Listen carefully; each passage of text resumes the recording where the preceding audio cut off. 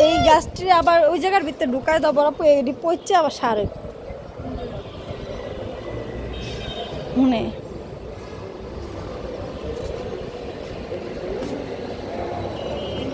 এই যে পুরা পানি দিয়া এগুলো সব হচ্ছে বৃষ্টির পানি জমাইছে যখন বৃষ্টির সিজন থাকে না তখন আম্মু এই পানিগুলো দেয়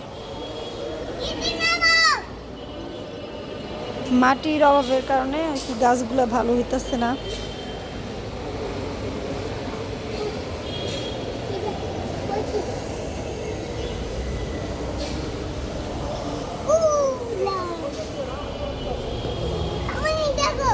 কি দেখবো কি আছে